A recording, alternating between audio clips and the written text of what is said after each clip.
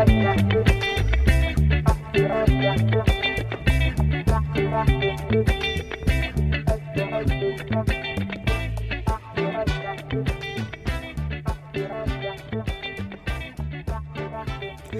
back to the Mulberry Book Drop. Bethany, how you doing? I'm so good, Sarah. How are you? I'm great. All right, tell me something good.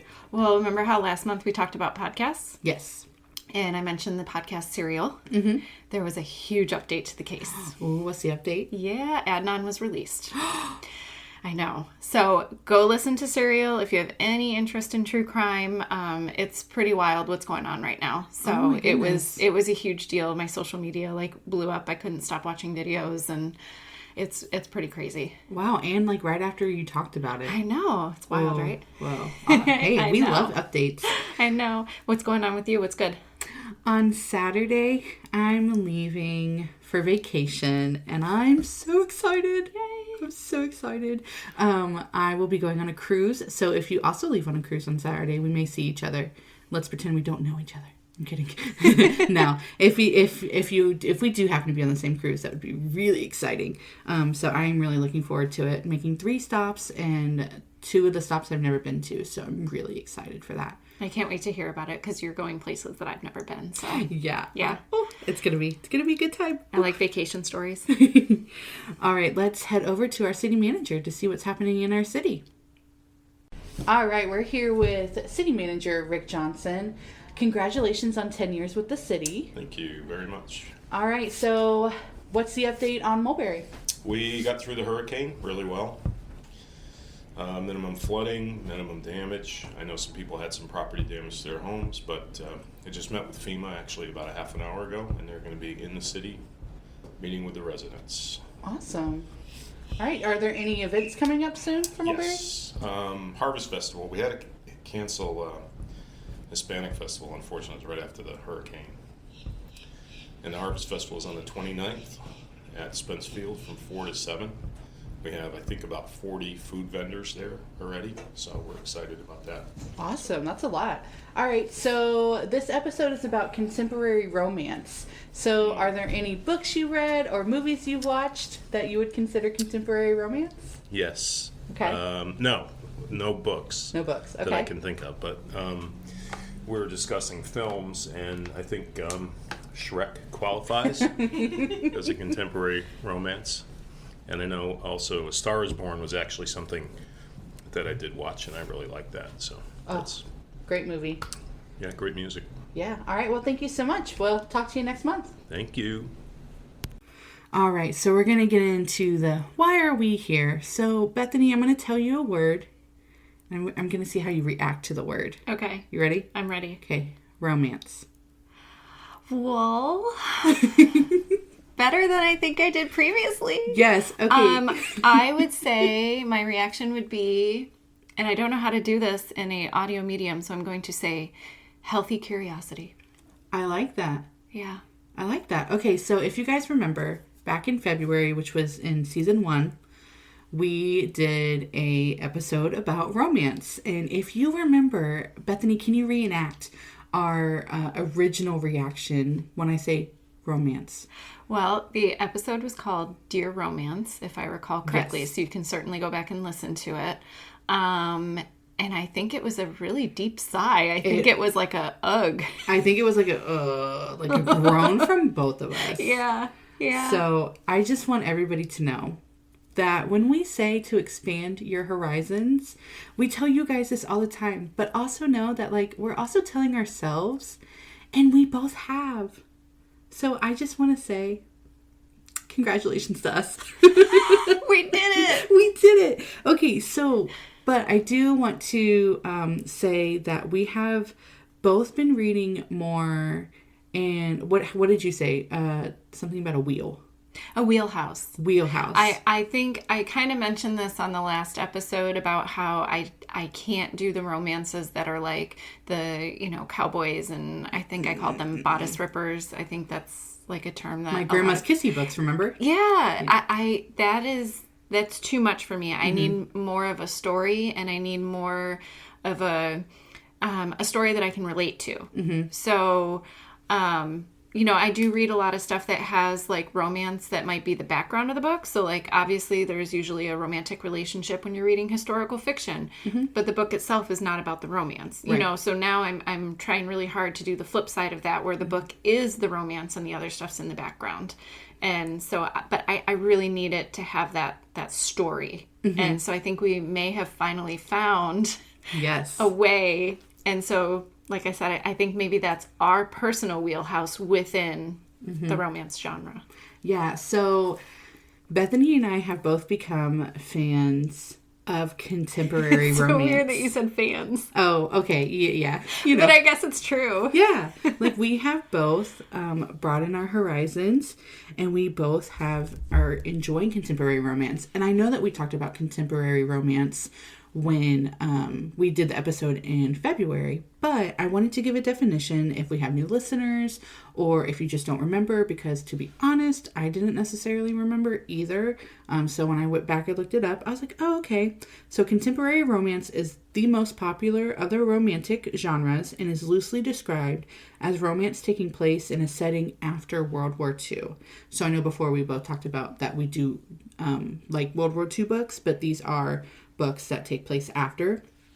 And if you don't know, I am a huge Hallmark person. I love Hallmark movies. When Christmas rolls around, like that's usually the only thing that is on at honestly at my mom's house, at my house. I just absolutely love Hallmark, and that's one day, like I don't know, like 2 months ago, there was just one day that I was like, you know what? I just want like a good Hallmark book. And I know that sounds so funny. Yeah. And I was like, but where can I find it? And the best way that I can describe the ones that I've read, it's like Hallmark, but maybe not as cheesy. But it's... Well, you can fit more in a book than you can in a 90-minute movie. Yeah, very true. So when I looked up authors...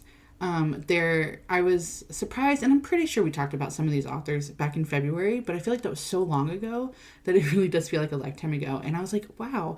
But like it had Nora Roberts listed, it had Nicholas Sparks listed, but it had like Jude Devereaux, and I was like, none of these people are people that I'm reading at all. Like they don't, to me, it's almost like it's becoming like a contemporary of the contemporary, because I feel like the books that like maybe you've read and that I know for sure that I've read so far all take place now. True. And maybe as I'm hearing you list some of these authors' names, in a way it is almost a generational thing, because if you think about it, like Nora Roberts and Jude Devereaux, for instance, like those were the authors that like my mom was reading and stuff like that. But now we have this whole generation of new authors coming in. Yep. And so the books that they're writing are more updated for today. Yes. And so I think that's where you and I are finding, because maybe we relate a little bit more to those books because they are more present day and it's what we recognize and what we're comfortable with. Yeah. And so I love that you say generation stuff. Yeah. Because I actually have an article from in NPR, and we are going to link the article in the show notes. So that way, if you want to go through, because I'm not going to read the whole thing, but I kind of just want to give you, and you're also going to hear two authors' names that we are going to talk about. So the title of this article is Gen Z is Driving Sales of Romance Books to the Top of Bestseller List. Now, I do want to start this with saying that I am on the very cusp of being a millennial. Like, I think I'm like in the last year of like millennial. So I am almost, so I feel like for the most part, I did grow up more with the Gen Z. Don't hold that against me. And I would like to say that I am twice her age. Stop. But when we talk about, like, I don't see that at all. Yeah. So I'm very thankful for that. Because my mother, if you've ever talked to my mother about me, my mom does call me an old soul. So thank you, Mom. But Gen Z, I was like shocked to hear that, because I was like, huh. But then when I started reading this article, I was like, oh, this totally makes sense. So ask a Gen Z woman what she's read recently, and there's a good chance two names will come up: Colleen Hoover and Emily Henry. Oh, yes. Mm-hmm. Okay. So, Colleen Hoover actually said that Gen Z is my favorite of all generations for so many reasons, and their love for reading is just one of the many. which I found interesting. And I love that they're consuming books and sharing books and recommending books. They're reading so much, not only my books, but books across genres. So if you didn't know, Colleen Hoover and Emily Henry have both been, they've both occupied multiple spots on the New York Times fiction bestselling list. So they are contemporary romance writers. And they have, this article says, been driven in large part by Gen Z readers and social media. And what I like, what Emily Henry said is, it's the right person finding the book at the right time and then sharing it with the right people. Which, fun fact, you guys. Yes. Oh, I just got chills. Yes, because so did Bethany said the exact same thing right before we started this podcast episode. And I'm going to be honest, I didn't read this whole article. So I didn't even know. And then... And I've never seen the article. Like, full circle, guys. Yeah. Full circle moment. Ooh, I got chills. But I talk about that in my book clubs all the time. It's like, sometimes, you know, one person, we read a book and they give it 5 stars and another person gives it a 1 and couldn't even finish it. And it's just, where are you at this moment in your life? Like, what are you looking for when you open this book? What are you hoping for? It's all about your mindset sometimes when you open a book. And you might not be into it today, but if you picked it up again in 6 months, like, it might just scream at you and be exactly what you needed. Yeah. You never know. It's true. And so that's all I'm going to read from the article. So we will, again, link that. I mean, you can finish it. There's not much more. But I do want to bring up Colleen Hoover. So if you don't know, Colleen Hoover has blown up as an author recently. And I didn't look. I'm going to try to find it real quick for us. While you're looking for that, can I just, one of the things that you said in there about how the generation was like sharing books with each other. And like, it's kind of funny how a few years ago, the Marvel movies, it made being a nerd cool.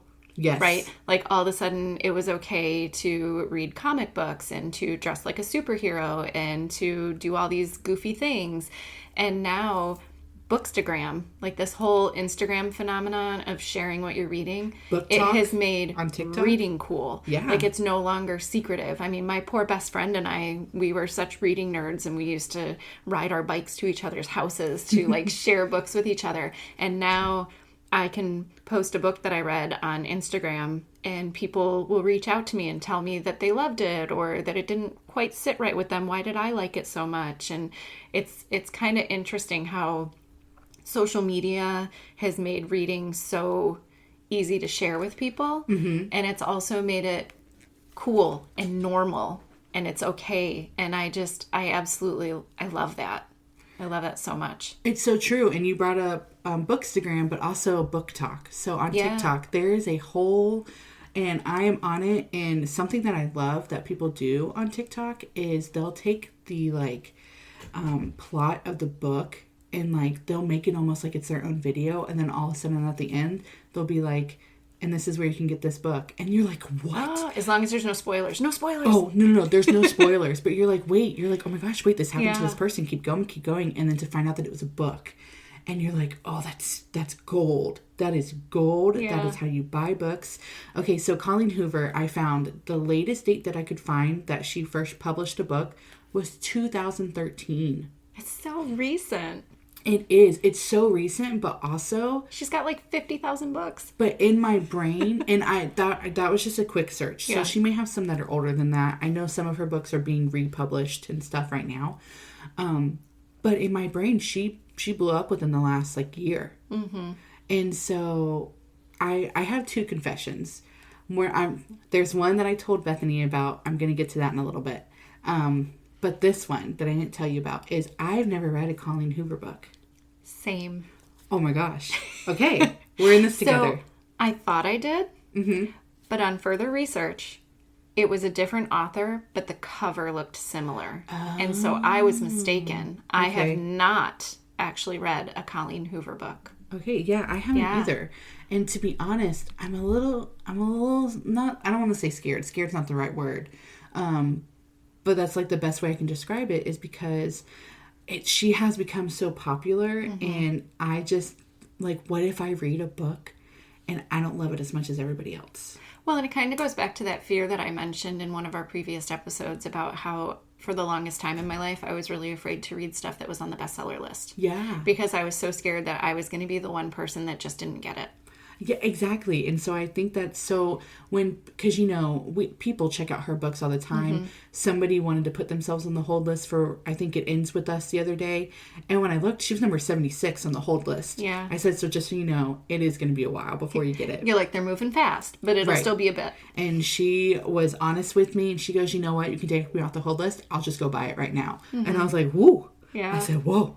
Yeah. I was like, and this is no judgment to everybody who loves her, because I'm sure Sarah and I will both get to her at some point. It's just at this moment, there is almost a fear, just especially because of what our job is. Mm-hmm. People come in and they want to have a conversation with you, and you can see sometimes the look in their eyes where they just so desperately want you to love the book as much as they did.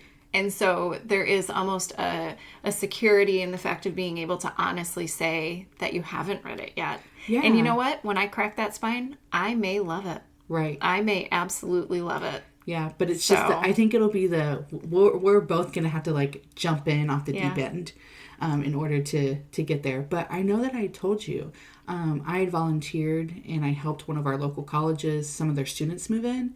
And one of the students, I was pushing the cart and I happened to notice the book on top was a Colleen Hoover one.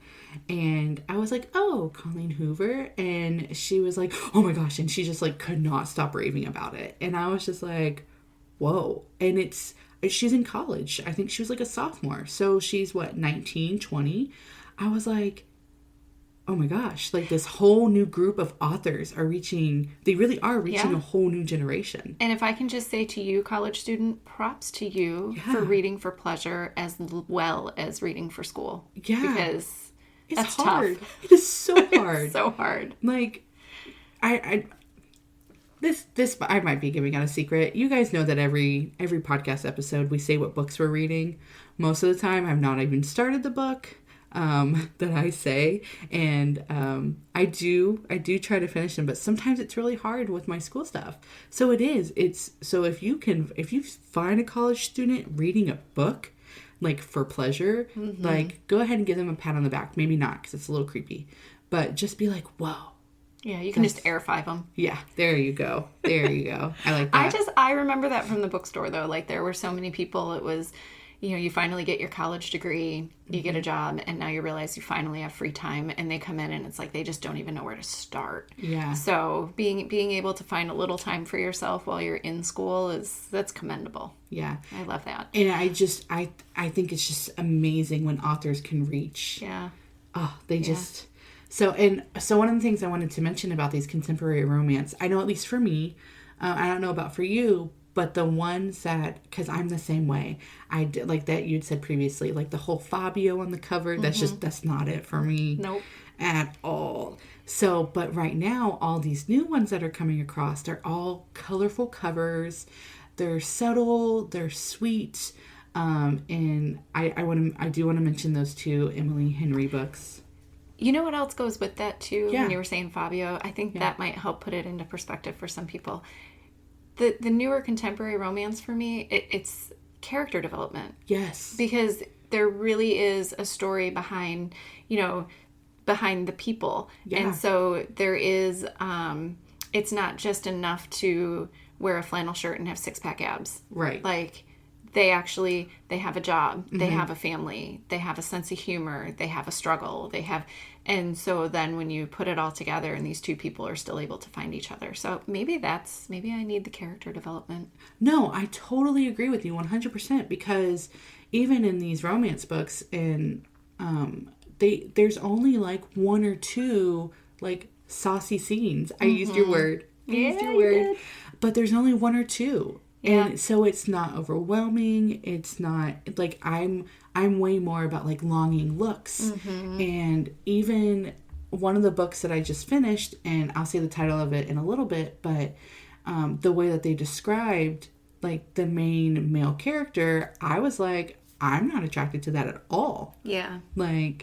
It's so funny, what's my type? I don't have a type. But then reading that, I was like, not my type. I know what's not my type, and that's important. Right. Yeah. So, but it's just one of those, but then you really still do root for these characters, and not necessarily in the romance aspect, but as the work aspect, and as, oh my gosh, I just realized I enjoyed this book more than I thought I did. See? Look at that. Look at you. You had a moment. I did. So, but it is, like, I'm rooting for these characters in their personal lives, in their romance lives, and I just, y'all, this is... Yeah. Okay, are you ready for my confession? I am. Okay. So, Oh, this must be good. She's already laughing. I am, because I just know the look you're going to give me. So, I went to Books A Million a couple weeks ago, and I didn't tell you. Okay. I may have bought, like, 4 or 5 books. And they're all contemporary romance. Are you serious? I did. So, there's... I'm going to chalk it up to vacation reading. Yeah. Okay. Well, that was the intention, because I'm one of those people, y'all, when I go on vacation, I get really nervous that I'm going to lose a library book. So, and I'm like, I don't want to have to pay for that. So why don't I just pay for these books? And I do think I find comfort in these now new books that I love. Yeah. And so I do think that I'll go back. I do love rereading a book that I love. Like, I do reread Debbie Macomber's Call Me Mrs. Miracle every Christmas. They really did make that a Hallmark movie. They did make that a Hallmark movie. I haven't seen it, though. So what did you end up getting? Okay, so hold on. I have a list. I have a list. My dog's barking. Somebody must be walking by. I'm so sorry, guys. So, I did buy 3 Emily Henry books. Oh my gosh. Sarah. Okay, so I'm going to say it quickly, and then we'll come back to them. I bought People We Meet on Vacation. Okay. Right. I'm pretty sure that's what it's called. People We Meet on Vacation, Book Lovers, and Beach Reads. Okay. Okay, so I also bought The American Roommate Experience by Elena Armas. I don't know if I said that right. I do believe that's what it is. And then, I don't have the other ones. But there are 2 more. One might be The Friend Zone. One might be... Oh, okay. So, and I think you read that one. Mm-hmm. Yes. And then there's another one, and I can't remember the title, but I will put it in the show notes. Okay. I'll go home and look at my secret stash that Bethany just found out about. Okay. Wait, so can we get back to Emily Henry? Yes, absolutely. Okay. All right. So, we both read People You Meet on Vacation and Book Lovers. Mm-hmm. Bethany, which one did you like more? Book Lovers. And I liked People We Meet on Vacation. Yes. Okay, so I know originally I said I didn't want to go too in-depth about it, but you know what? We're just going to not follow my own rule. It's fine.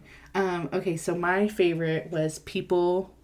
it's We Meet on Vacation. Okay, sorry. People We Meet on Vacation. That's what I get for not having the title in front of me. Because they're always on vacation together. Yes. Like the couple. Okay, so basically... Well, they're not a couple. The friends. No. Yeah, Bethany. They're just friends. They're friends. But I'll just give like a quick synopsis of it. So basically, these Poppy and Alex meet like freshman orientation. They don't hit it off, but then end up becoming really good friends later, and they're friends for like 10 years. And every summer they go on a vacation together, which sounds like a dream. Oh, the entire time I was like, oh, this sounds like me and my friend. Yeah. And then the further went, I said, no, it's not. Never mind. But it's so enjoyable, and just seeing this friendship just blossom, and they are polar opposites of each other. Like, couldn't be any more different from each other.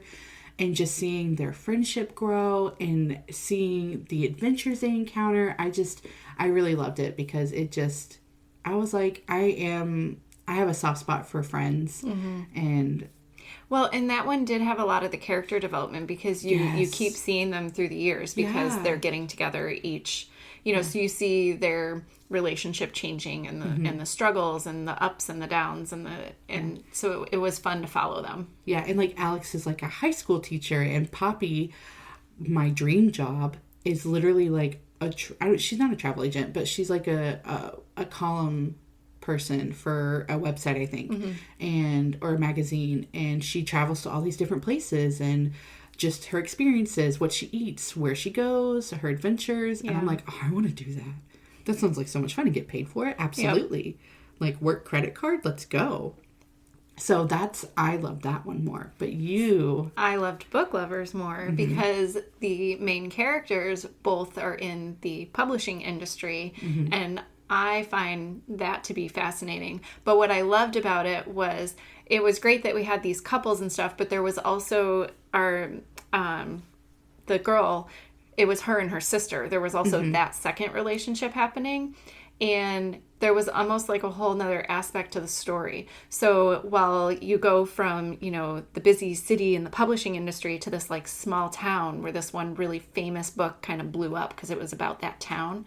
And the sister desperately wants to go to this town and have the actual like small town movie experience, right? So she had this, I loved it. She had this whole list where it was like, go on a date with a guy in a flannel shirt, save a small town business, like just this whole list of things that happen in all those movies, like think Hope Floats and I know, so good. But like any of those just beautiful comfort movies that so many of us watch where it literally has this list that you check off, and all of those things were happening in this book too, but she put it together so well where you just adored the characters. And even though you sort of knew where it was all going, you were still hoping, like, don't throw me for a loop and mess all this up. Like, like I was nervous the whole time, like, don't screw this up, Emily Henry, because I see where you're heading and you better keep going there. And I loved it. Like, I found it so comforting, and I was rooting for literally all of the characters. Yes. And even the guy in the flannel shirt who I was like, don't let it be.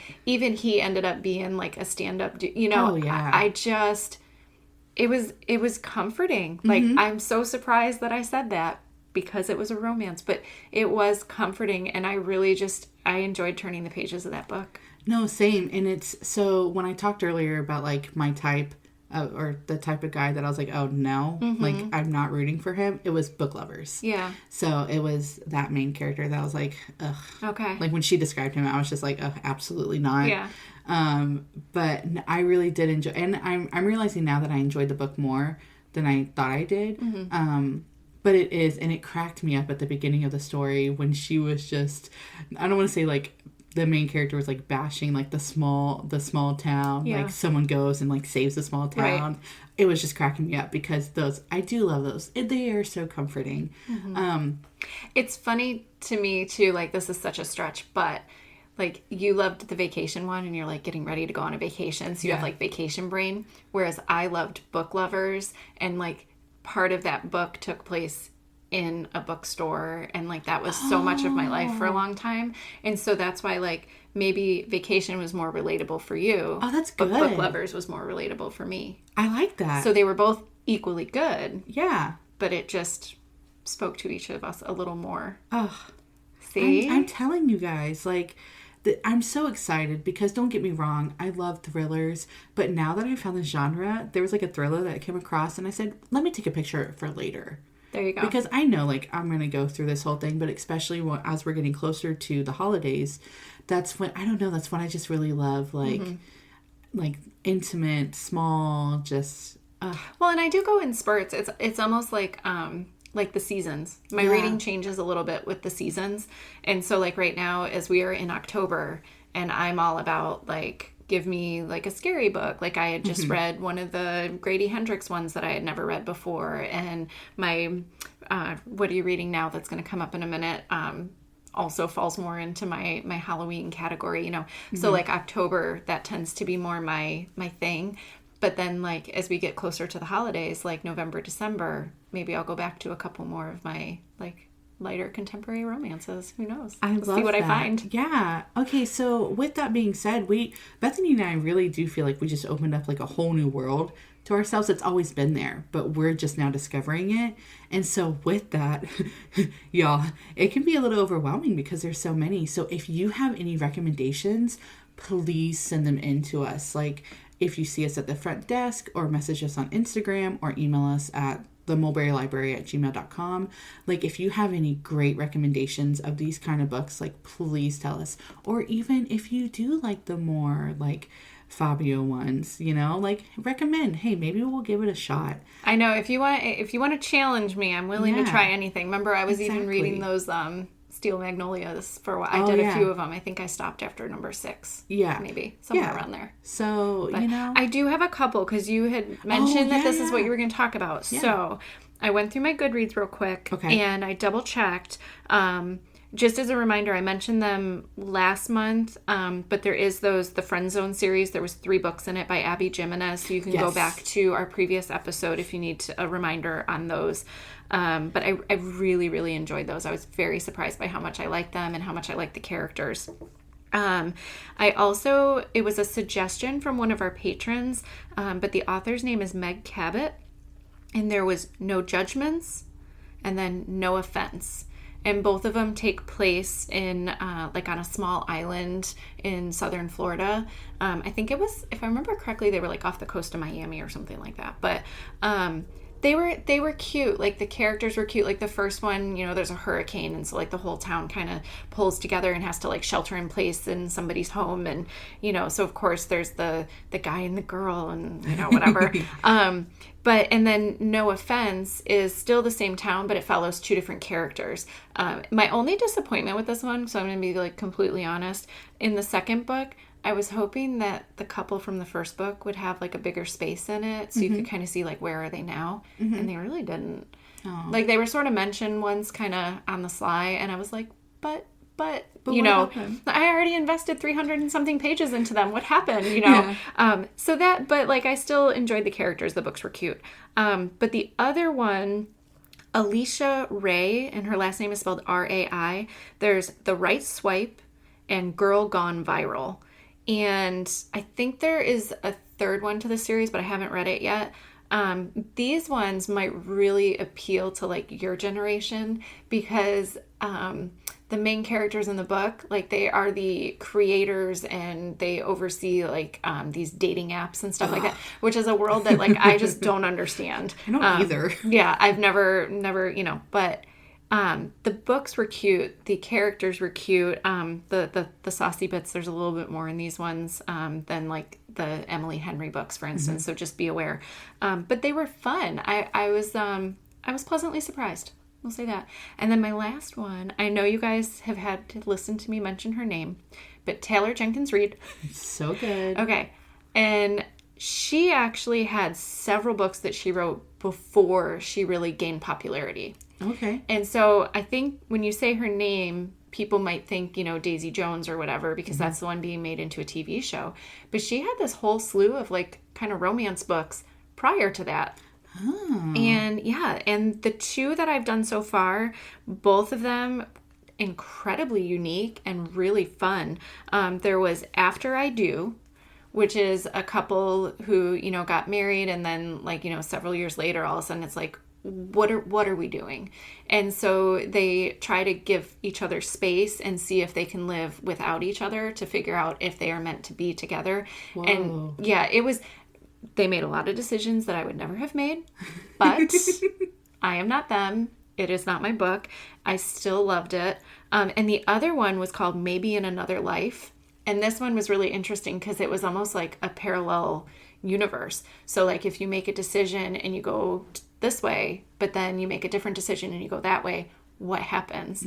So do you follow the path where you stay with this person, or do you follow a path and you end up with this person? And where does your life end up? What's that one called again? It was called Maybe in Another Life.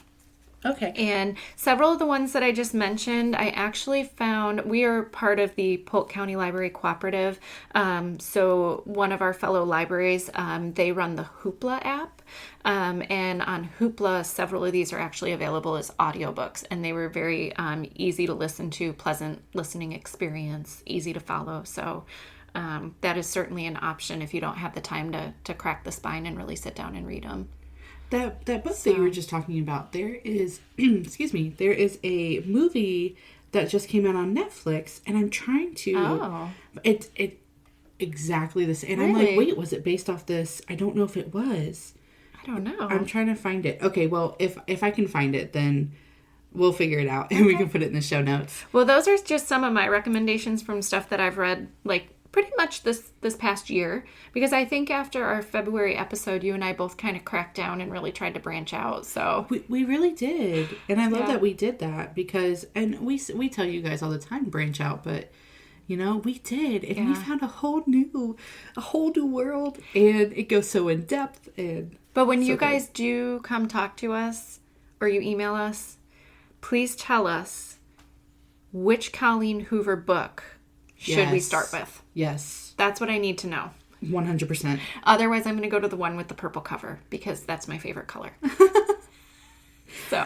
All right. So we talked about these amazing books, but Bethany, what are you reading now? I did it, Sarah. You did it? I finally read a Riley Sager book. Okay, which one? I read Home Before Dark. Oh, that one was my favorite. And I loved it. So good. Oh, I'm so glad that you loved it, because I know I hyped it up so much. You did. I was a little nervous. It's actually for one of my upcoming book clubs. I think it might be our December meeting. I really thoroughly enjoyed it. It had like a little, if you guys are familiar with Amityville Horror, it had some of those feels to it. It's like an old Victorian haunted house and small town. But it was interesting. I mean, it was definitely a page turner for me. It kept me going. I love that you love that. Yeah. And I have to tell you guys, I really appreciate, like, you know, a book's going to have twists and turns as you get toward the end, right? Like, you're prepared for it. You're ready. But I got to tell you, this one, as the twists were coming, I was a little nervous the whole time. Like, don't throw me some random thing that was not mentioned anywhere in this book. And that didn't happen. Like, everything that happened had been purposefully set up in this book. It made sense within the story. And I loved how it all ended up pulling together at the end. So. I love that. Yeah. I love that you loved it. Oh, that Good job, Riley Sager. Yes. Okay, so I'm currently reading The Dead Romantics by Ashley Poston. It's like Boston, but with a P instead. Okay. I think I'm saying that right. So I thoroughly am enjoying it so far. I'm very interested to see how it's going. I'm not that far into it. I think I'm like 120 pages. So I promise I actually am 120 pages from what I said earlier. But I'm very interested to see where it's going. Okay. So, You'll have to keep me posted. She is definitely reading this one. I saw it in the break room. I saw your bookmark. Yeah. All right. Well, that's all I have. Do you have anything else for today? I don't think so. I just, we just want to say thank you to the city real quick for their incredible response to everything with Hurricane Ian. Yes. They were sending out like those text message updates and all that kind of stuff throughout everything. They really worked hard to make sure that all of their employees were taken care of and safe. Shout out to our director for protecting all of our books. We had a couple of leaks, and Public Works and everybody who helped her move stuff as quickly as possible so that things didn't get destroyed. I'm so grateful, and we really truly hope that everybody is okay. The library is up and running. If you need a public computer to reach out to anybody, please come see us. And it was my second hurricane. Oh, it was. Yeah. Both have started with the letter I.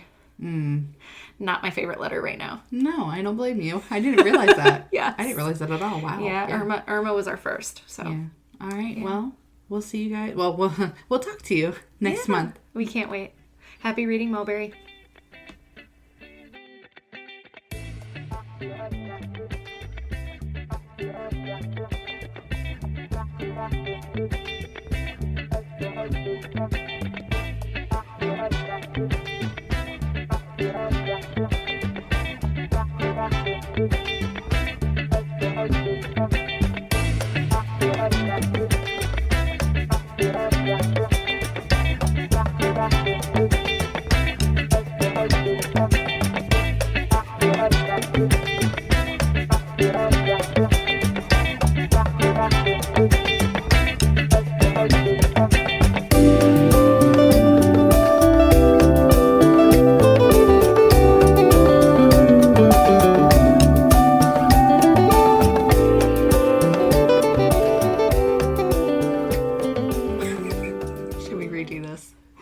I think it's fine. Okay.